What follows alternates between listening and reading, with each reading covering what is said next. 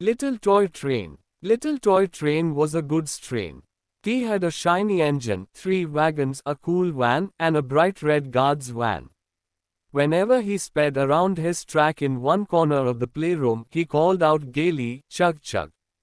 His bell tinkled merrily as he raced over the familiar route. First, there was the tiny village with its stations and shops, its houses and trees and church. Then, there was a high hill that he chugged up ever so slowly but whizzed down, lickety-split. Next was the long, dark mountain tunnel and the bridge which spanned the glassy blue lake. And he was back at the village station.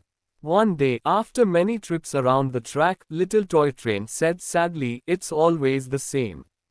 Every time I chug up the hill, I whiz down it. Every time I whiz down the hill, I go through the tunnel. Every time I come out of the tunnel, I cross the bridge. Then, I'm here again at the station. I wish I could do something different just once." His wish did not come true, at least not then. One night, however, when everything was quiet, Little Toy Train discovered that someone had taken him off his track and had forgotten to put him back. Moonlight glistened through the windows, so he could see his village, but he didn't know how to get there. He tried to move. "Chug chug," he said slowly and then faster. Little Toy Train began to move. His silvery wheels went round and round. His headlight blinked on and off like a firefly. His bell tinkled merrily. "I can move without track," he said happily. "Now, I can do something different." "Chug chug," he said as he went under the wheels of a tricycle. Suddenly, his light went off and bumped into something soft. "Ouch, do look where you are going, Little Toy Train," someone cried. Little Toy Train's headlight blinked on again. He saw that he had bumped into Teddy Bear. "I'm sorry," he said. "My light doesn't work well when I'm off my track doing something different.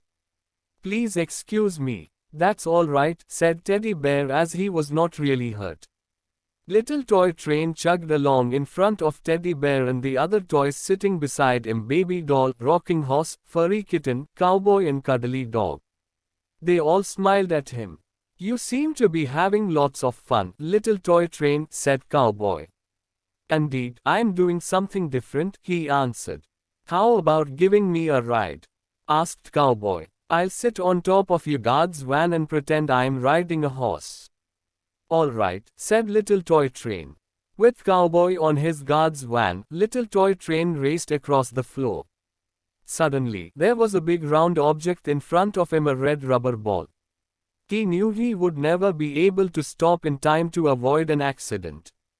But when he crashed into the ball, a very funny thing happened. The ball just rolled away. It was so funny that Little Toy Train did it again and again. "This is more fun than horse riding," exclaimed Cowboy. When Little Toy Train rammed into the ball again, Cowboy laughed so much that he fell off the van.